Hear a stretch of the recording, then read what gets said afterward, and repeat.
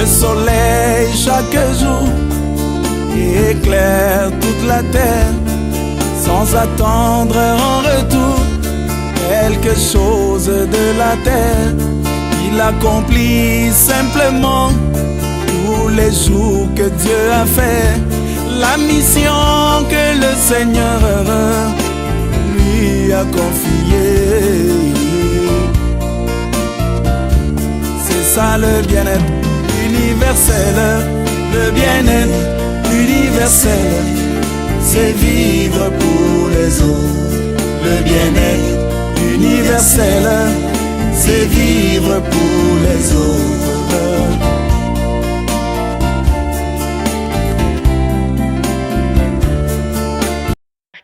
Dans la création, la première chose qui a été créée, évidemment, c'est la lumière. Si vous suivez l'enchaînement de la création, la dernière chose qui a été créée, c'était quoi? Un homme, et la femme a été faite après l'homme. Très bien. La première, la dernière chose qui a été créée, de la création de Dieu, c'est le genre humain, du latin humanus, qui signifie de même sang, c'est de dire que les hommes sont du même type, ayant un trait de ressemble au comportement et aux manières de l'espèce humaine. Or, quel rapport y a-t-il entre ce passage de Genèse 1.26 et celui de Genèse 2.7? Dieu a créé deux hommes, et quel a été l'homme, et quel rapport y a-t-il? Quel Comment se fait le lien dans l'écriture? Dieu, qui est esprit au commencement, détient en son sein plusieurs attributs comme Dieu le Père, Dieu le Fils et afin, Dieu le Saint-Esprit. Alors, si Dieu a créé l'homme à son image et à sa ressemblance, quel genre d'homme a-t-il créé? Un homme esprit. Par sa mort, Christ devait racheter un grand nombre d'âmes et détruire celui qui avait la puissance de la mort. Il devait reconquérir le royaume que l'homme avait perdu par la transgression, afin que les rachetés y entrassent avec lui et y demeurassent à toujours. Le péché et les pécheurs allaient être effacés pour ne plus troubler la paix soit du ciel, soit de la terre. La gloire, la félicité d'un monde racheté outrepasserait les angoisses mêmes et le sacrifice du Dieu de la vie. La Bible nous dit ceci. Écrit à elle, ange de l'église de Sardes, voici ce que dit celui qui a les 7 esprits de Dieu et les 7 étoiles. Je connais tes œuvres, je sais que tu passes pour être vivant, et tu es mort. Apocalypse 3h01. C'est de dire que celui qui se fait passer pour être vivant n'est pas un être vivant, mais un Dieu, au lieu des êtres vivants, et ce Dieu, c'est Christ, le Logos parfait, du grec ancien.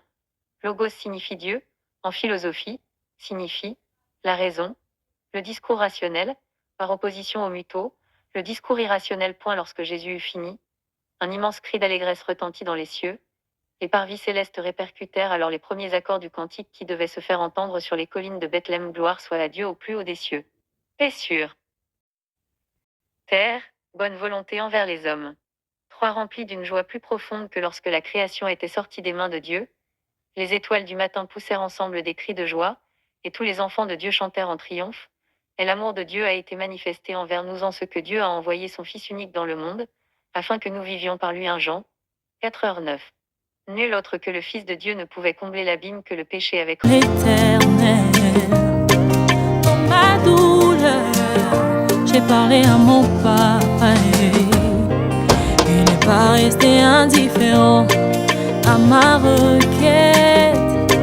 Il ne m'a pas donné le dos comme le monde le fait souvent. Il m'a vu, il m'a tendu la main, il m'a dit ne t'inquiète pas. Il m'a vu, il m'a tendu la main, il m'a sorti de cette fosse. Oh mon Jésus, tu es tellement bon.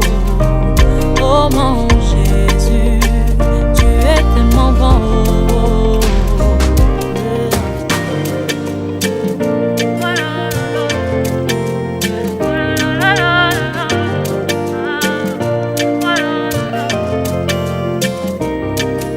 Rémunérateur de ceux qui le cherchent, l'abri de sans force, tu es le repos de mon âme, mon arbre de paix.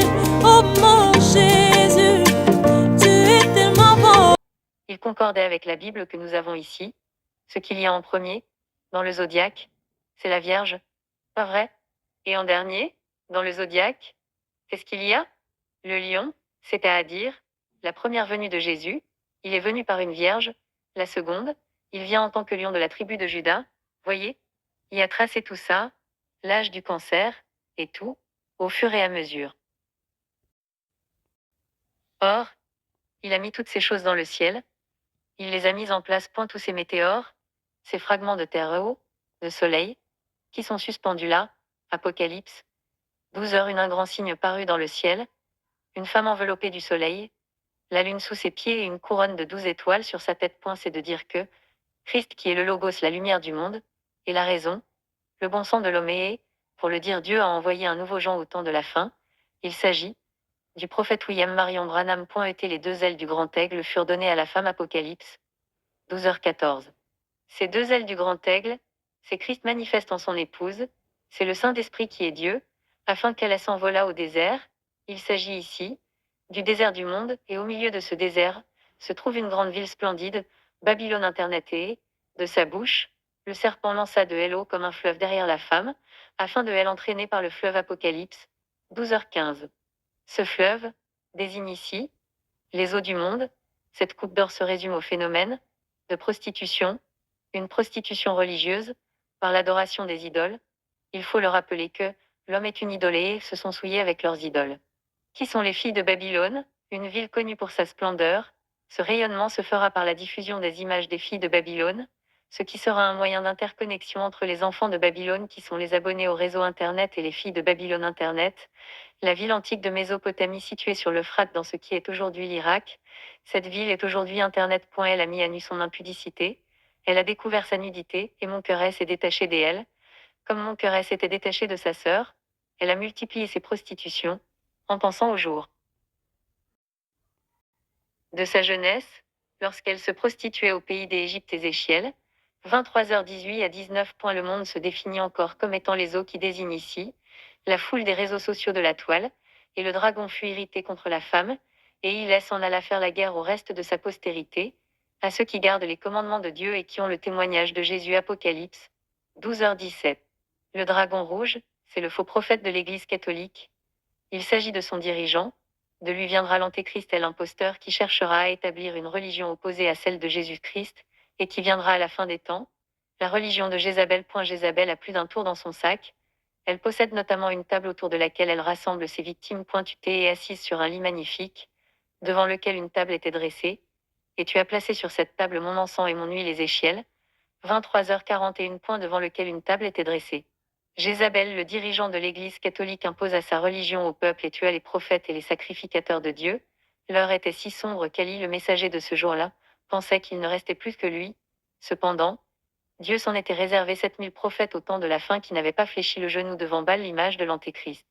Et maintenant même, au milieu de ces dénominations baptistes, méthodistes, presbytériennes, et qu'il en reste qui en sortiront et qui reviendront à Dieu, sachez bien que je ne suis pas contre les personnes, mais contre le système du monde, qui est celui de Sodome et l'Égypte, c'est-à-dire, et que personne ne put acheter ni vendre, sans avoir la marque, le nom de la bête ou le nombre de son nom. Apocalypse, 13h17.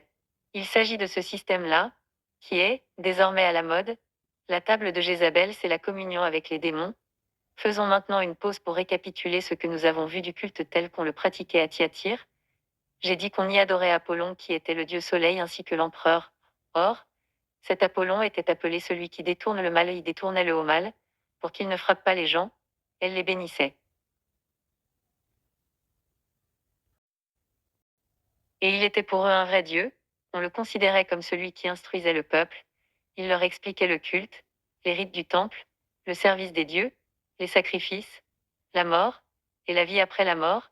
Il parlait par l'intermédiaire d'une prophétesse en transe, assise sur une chaise à 3 pieds. Là. Vous le voyez? Et elle qui, l'Église catholique, ouvrit sa bouche pour proférer des blasphèmes contre Dieu, pour blasphémer son nom, et son tabernacle, et ceux qui habitent dans le ciel. Apocalypse, 13h06. Voyez maintenant, Jézabel, et elle instruit le peuple, et son enseignement séduit les serviteurs de Dieu, les amenant à commettre la fornication. Or, la fornication, c'est le culte des idoles. Sachez que l'homme est une idole, c'est-à-dire une figure, une statue représentant une divinité qui fait l'objet d'une adoration religieuse, précisément, une idolâtrie, se représentant de la table des démons. C'est le dirigeant de l'Église catholique. C'est lui, la grande prostituée des eaux Jézabel.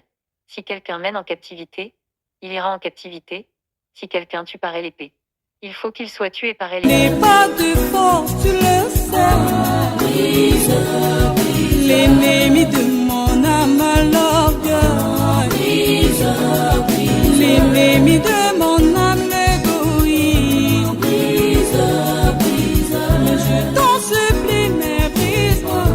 Brise, brise. Je vais aller au ciel, mais brise-moi. Brise, brise. Je vais te ressembler, mais brise-moi. Brise, brise. Je n'ai pas de force, tu le sais. Brise, brise.